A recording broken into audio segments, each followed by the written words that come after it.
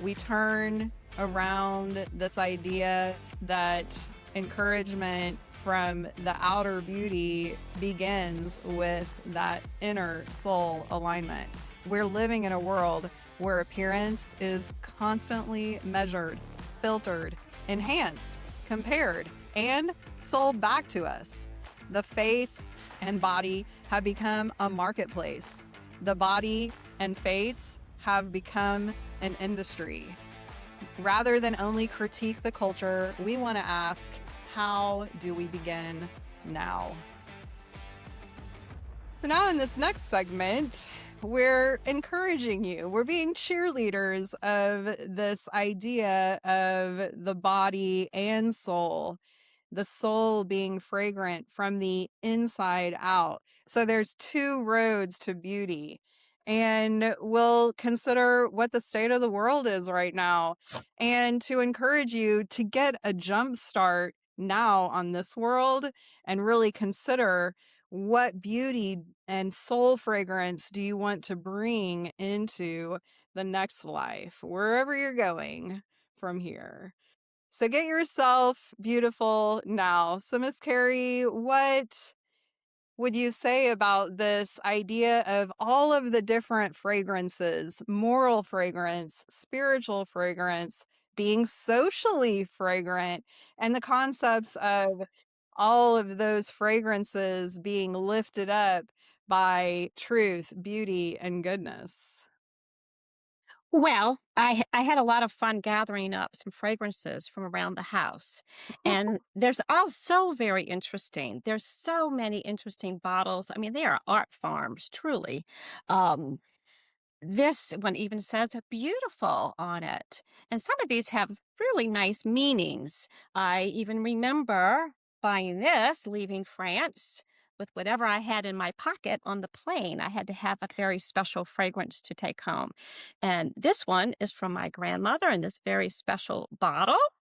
And this really smells divine. So, and of course, with this atomizer, I had to even figure out what word that was for this cute little bottle because we haven't used it in so long. But with this atomizer, um, it makes me really think, just as we have all these art forms and all these different bottles and perfumes, some of them are naturally fragrant, some of them have chemicals added. They all have such different smells and they're all so interesting.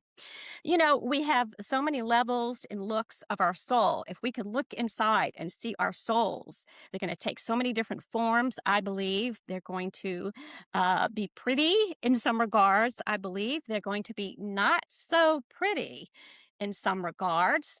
So what we need to do, I think, is to be more conscious of how we're developing our soul. How are we beautifying our soul? What can we do to make our soul good so that our soul we will be pretty in the afterlife? Because if we want to be attractive now, we all want to feel attractive. That's just human nature. You feel confident when you're attractive. You feel like you're the best that you can be when you're attractive.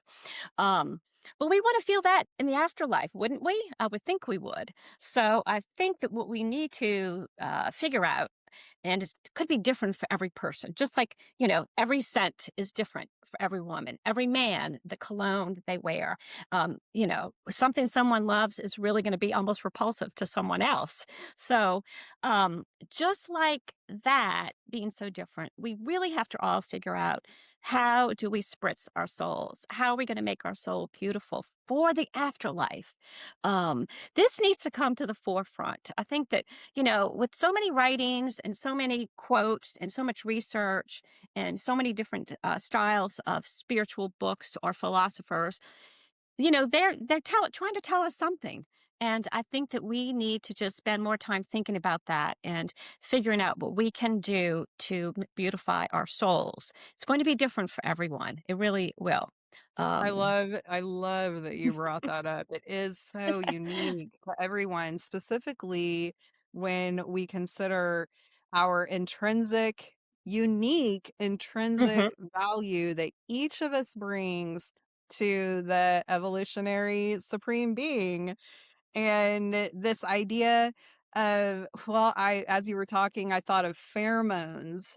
Like some Right, body odor smells really good to one person and right. repugnant to another person, and that not only Exactly. um, not only underarm or body odor, yet the moral fragrance, what I alluded to, this personal free will matter that can be this contagion when you get in contact with morally fragrant persons, and the mixing, the morally fragrant person on purpose moving into situations where those who are less morally responsive, yet also the spark within, and that collaboration or meet cutes of those morally different people, morally fragrance in the difference of those people,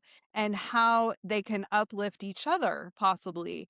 And then we think of the spiritually fragrant, and entire worlds can become more spiritually fragrant as we consider this point of the balance of the inner life, bringing that beauty, that truth, beauty, and goodness from the inside out. And that's where that social fragrance of genuine religion. And when I considered what the real, and if you want to look at the past podcast of Santiago and I, we did one on reframing of this word religion as a personal experience, a personal relationship that you have, and each one of us has a different religion. Mine is April Helen. And so in this religionist coming from me into the creation of society, that is that social fragrance that can create insights into human fellowship and nurturing human relationship. What do you think about all of that?